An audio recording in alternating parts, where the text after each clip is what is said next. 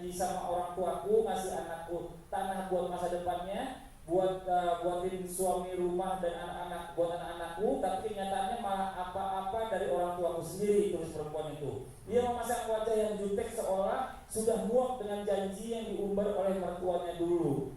Nah, ini kita bicara masalah tentang perjanjian kadang-kadang ya, bukannya warisan jadi sebenarnya ya, lebih kepada janji nih. Nah, sekarang mungkin lanjut aja nih Ustaz Syam nih, bicara masalah tentang menantu yang minta warisan sama orang tuanya.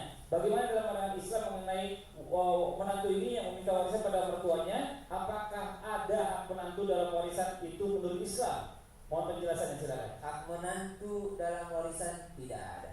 Jadi hak menantu itu dalam warisan tidak ada, kecuali hak untuk anaknya, berarti hak cucunya, dan juga hak untuk suaminya. Misalnya mertuanya lupa membagikan kepada anaknya sendiri, yaitu suaminya si mbak lupa membagikan, maka bolehlah si menantu mengingatkan kepada mertuanya bahwa anaknya yaitu suaminya tadi mempunyai hak atas warisannya. Jadi kalau ditanyakan apakah menantu punya hak warisan, maka dia tidak punya hak sama sekali dalam hal warisan. Maka kalau ada kalimat menantu menuntut warisan kepada mertuanya, itu adalah kalimat yang keliru, berarti menantunya salah. Yang kedua, apa dong yang boleh dilakukan sang menantu? Sang menantu hanya boleh mengemukakan pendapatnya. Misalkan si menantunya ini adalah seorang santriwati yang dahulu di pesantren pernah belajar ilmu faraid, pernah belajar ilmu waris, maka dia boleh mengemukakan pendapatnya. Oh ayah, oh ibu, begini pembagian yang sebenarnya, haknya si ini sepersegini, sepersekian dan sepersekian. Tapi kalau dalam hal menuntut maka tidak boleh. Kalau dalam hal warisan, kalau yang kami pahami dari video tadi, yang kami pahami adalah bukan warisan, tapi ada yang namanya hibah, ada yang namanya hadiah, ada yang namanya perjanjian. Oh nanti kalau kau kawin sama anakku, saya yang kasih kau rumah. Kalau kau kawin sama anakku, saya yang kasih kau tanah. Saya yang kasih bagian sawah yang ini, ku kasih kepadamu untukmu dan anak-anakmu nanti. Maka ini bukan hitungannya warisan, berarti orang tuanya atau mertuanya masih dalam keadaan sehat walafiat ketika menjanjikan hal-hal demikian. Bolehkah ditagih? Boleh saja, karena itu adalah janji. Janji itu boleh kita mengingatkan bagi orang yang berjanji tadi, karena janji juga termasuk daripada hutang. Kalau hutang ini berarti dia harus dibayarkan, tapi bukan dalam hal waris ya, ini dalam hal hibah. Hibah tadi ketika sang orang tua mengatakan kalau kau nikah sama anakku, ini ya buat kau ya, nah ini ya buat kau. Makanya dalam Al-Quran itu ayat panjang itu tentang perjanjian hutang piutang, ayat yang panjang dalam hal yang namanya perjanjian tadi. Supaya apa? Supaya tidak terjadi kezaliman setelahnya nanti. Dalam hal catat mencatat itu dalam Al-Quran itu jelas sekali. Iya, betul. Ada saksi, ada catatan, ada kwitansi, itu sangat penting. Tadi pertanyaan saya, kalau tadi kan hanya ungkapan melewat lisan, ya kan? Sedangkan tidak ada tertulis kan begitu. Nah ini bagaimana kalau seandainya mertuanya ini tidak memberikan, apakah gugur begitu saja atau bagaimana Ustaz hukumnya? Kalau orang tua tidak memberikan, padahal itu sudah menjadi janji dan hutangnya, maka itu termasuk kezaliman mertuanya. Termasuk ya, walaupun nggak tertulis ya, walaupun nggak tertulis, karena dia pernah berjanji, berarti tanggung jawabnya di hadapan Allah Subhanahu Wa Taala. Kenapa tidak menunaikan janjinya, tapi tidak melebihi yang namanya apa yang harus diwariskan tadi. Nah, tapi dapat warisan tidak dipenuhi karena juga tadi nggak ada tulisannya. Ya kalau ada tulisannya mungkin bisa menuntut gitu, ya kan? Tapi kalau nggak ada tulisannya udahlah gugur aja, zolim aja orang tuanya kan, atau mertuanya begitu ya. Kurang lebih seperti itu. Nah sekarang kita lanjut lagi nih ya. Ada sebuah tayangan lagi nih buat yang ada di rumah. Ada anak angkat ya mendapatkan harta warisan. Wah senang banget nih ini tayangannya. Alhamdulillah kalau udah datang langsung aja deh Pak Dok, tolong dibacakan resep. Ya, siap Bu. Ya. Pembagian harta warisan. Yang pertama Mbak itu sawah seluas 2 hektar. Gila kok banget jadi gue jalan. Yang kedua kakak ini emas logam mulia sebanyak 1 kilogram. Kakak Bima uang deposito sebanyak 2 miliar. Alhamdulillah. Adik Tito sediakan seluas 20 hektar.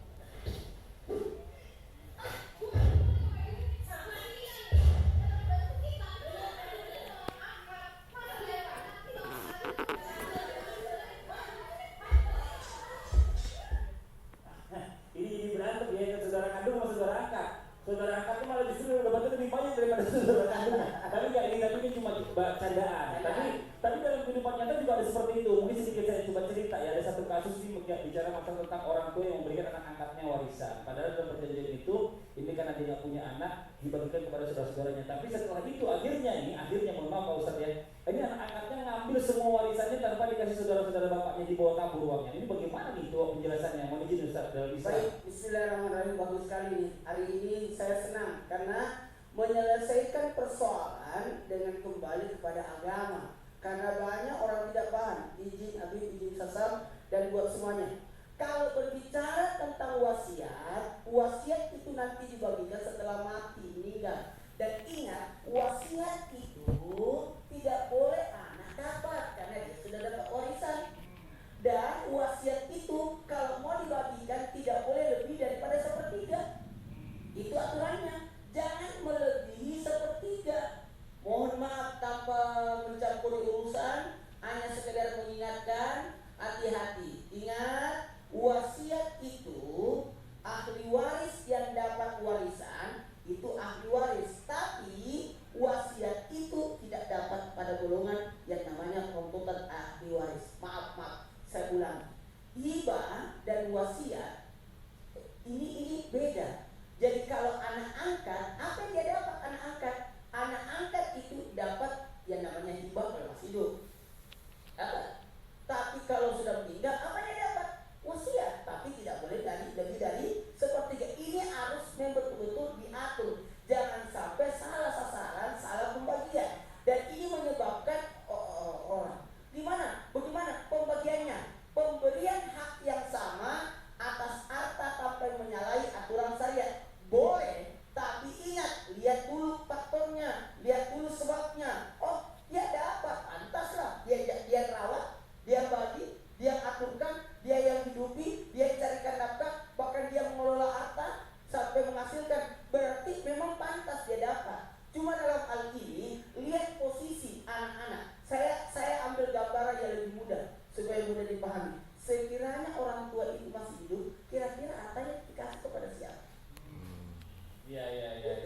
Kira-kira kalau hartanya orang tuanya masih hidup, kira-kira hartanya diapain? Pasti dia aturkan sebaik-baiknya. Namun dalam hal ini jangan sampai kita menyakiti, merusak persaudaraan. Yang tadi digambarkan oleh Mas Badri, bahwa setelah ambil kabur. Nah ini bahayanya. Ini bahayanya karena tidak ada kepedulian, tidak ada perhatian. Bahwa sebenarnya ini ada hak saudara. Ingat ya, ada hak saudara. Apalagi tahu dirilah, anak angkat udah dibiayai, udah dihidupi, udah diangkat nama baiknya atau diberikan perlindungan, tapi apa yang terjadi? Dia justru merusak tatanan rumah tangga, tatanan kekerabatan, merusak persaudaraan ataupun merusak hubungan. Ini yang bahaya. Makanya orang yang merebutkan harta warisan tidak berkah hartanya. Terus Ustaz, satu lagi nih, ada tanggung nih ya. Ada kalau misalnya ada anak angkat tapi sesusuan sama ibu kita, itu bagaimana? Dapat warisan nggak? Maaf, sesusuan itu hanya untuk mahramnya aja. Tidak ada urusan dengan warisan. Dia tetap anak angkat, enak aja. Kan saudara. Jadi nggak ada hak tetap ya. Cuma mahram aja. Tapi seandainya mau dibagi lagi wasiat hanya sepertiga. Tidak boleh lebih daripada sepertiga. Allah, Akbar, jelas ini. Baik. Iya benar. Jangan dibawa kabur juga. Ini berarti dibawa kabur soalnya. Ini pengalaman pribadi. Karena kita mencoba lanjut lagi ya. Masih ada sebuah tayangannya, ada parodi kakak adik adu mulut berebutan warisan. Ini coba kita tonton dulu tayangannya. Ini dia.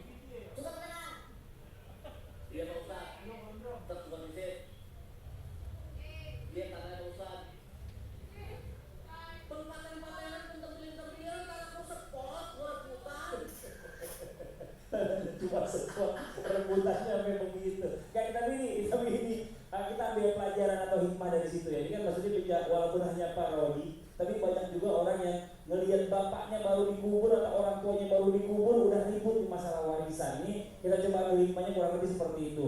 Nah sekarang bicara masalah tentang kapan waktu yang tepat nih. Kalau bisa bicara masalah tentang orang tua kita sudah meninggal ya, ini kapan yang tepat kita ngomongin warisan sama keluarga. Karena kalau misalnya kita ngomongin kayak tadi gitu kan nggak pantas sebenarnya kalau dilihat orang ya kan. Tanahnya aja belum kering ibaratnya gitu loh. Masih apa ini masih spot yang direbutin. Mohon izin Habib penjelasannya. Mohon izin Ustaz Maulana. Assalamualaikum warahmatullahi wabarakatuh. Rabbi shrah li sadri wa yassir li amri wahlul 'uqdatam min lisani yafqahu qawli. Kita ini harus tahu nih kapan waktu yang tepat untuk kita ngomongin yang namanya warisan. Karena kadang-kadang ya berbagai macam, ada yang nunggu kuburannya belum kering lah, nunggu 40 hari lah, ada yang macam-macam walhasil. Nah di dalam kembali lagi kepada kitab Takmilah Zubdatul Hadis disebutkan bahwa ada peraturan yang harus kita ikuti ketika seorang mayit ini wafat. Yang pertama kali kita harus pikirkan itu apa? Al-haq al-muta'alliq bi'ain tarikah.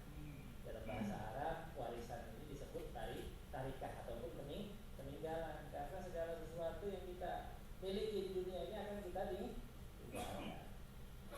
Pertama kali, apa hak-hak yang terkait dengan harta tersebut? Baik zakat. Kita cek dulu nih, investigasi dulu. Ini hartanya udah dikeluarin zakat. Oh ada zakat yang dikeluarin. Berapa tuh Bib zakat tadi? Zakatnya 2,5%. 2,5%. Perniagaan dan lain sebagainya. Ada zakat peternakan dan tergantung daripada bidang profesi yang Iya. dilakukan. Yang dijual ya. Kemudian yang kedua yang perlu kita persiapkan adalah mu'antajih. Bagaimana persiapan sampai itu?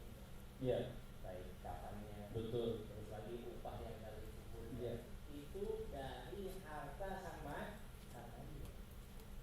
Makanya orang kadang-kadang buru-buru, itu biarin saja dari hartanya iya.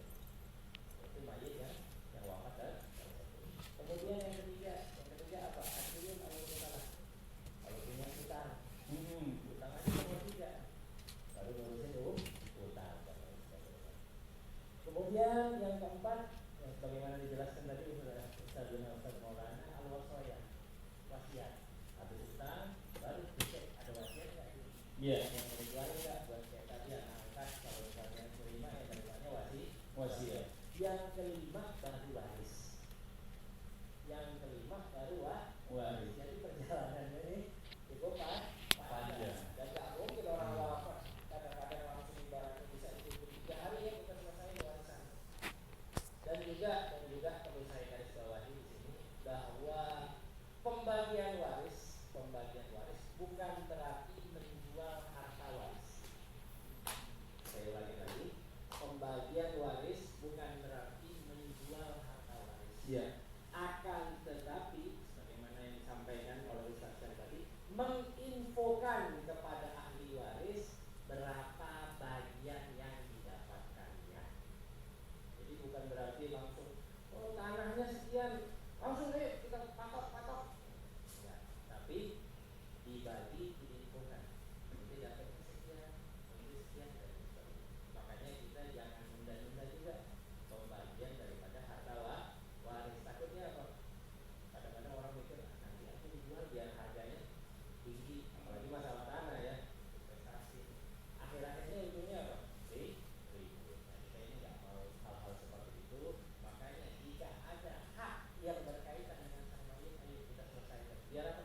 Biar sang mayit ini juga ruhnya tenang. Jangan sampai ibaratnya udah wafat tapi anaknya masya-Allah akhirnya putus silaturahmi. Alhamdulillah ini yang kita mau. Tapi mudah-mudahan Allah memberikan kedamaian dan keluarga bisa dijaga. Makanya mulai sekarang jaga keluarga kita. Iya. Jadi didik anak-anak kita didik dengan agama. Jangan hanya mendidik anak kita dengan harta. Betul. Jadi kalau bisa kita bicara masalah tentang ilmu ini memang warisan yang paling baik dari orang tua. Ya kan dikasih modal, benar tadi. Ibu yang pertama kali dicabut itu semua. Makanya, aduh ya Allah ya Rob, ya Allah ya Robbi, nggak segampang itu ya. Apalagi tadi tanah cuma spot doang diributin.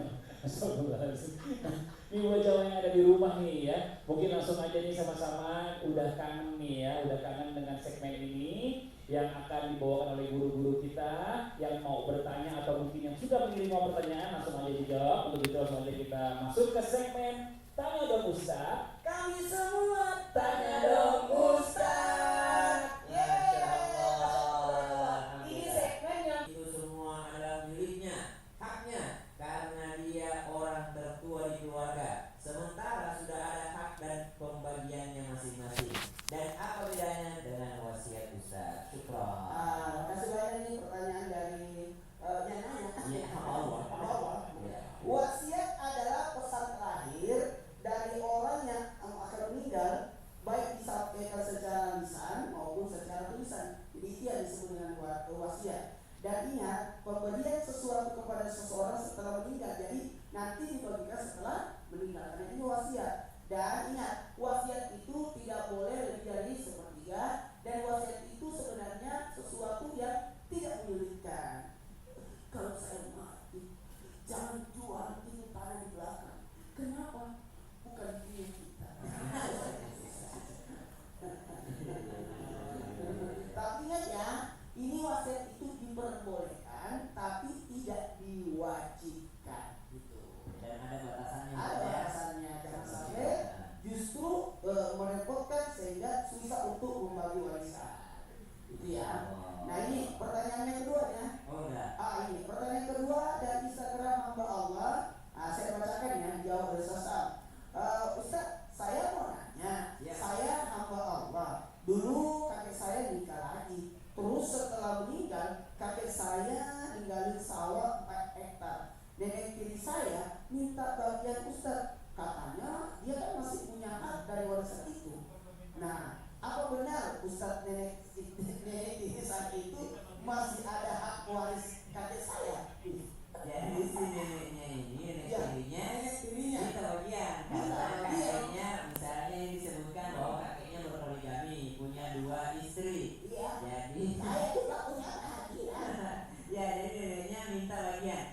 Nenek Anda tidak ada perbedaan. Nenek Anda, nenek baik itu nenek kandung atau nenek tiri, keduanya adalah yang namanya istri daripada kakek. Maka hak mereka adalah sebagai seorang istri. Berapa hak seorang istri? Yaitu 1/8-nya. Kalau misalnya istrinya lebih dari 1, apakah dibagi 1/8? Nah, misalnya istrinya ada 2, berarti 1/8 itu dibagi 2. Ya. Istrinya ada 3, 1/8 itu dibagi 3. Istrinya ada 4, 1/8 itu dibagi 4. Maka nenek tiri masih ada hak.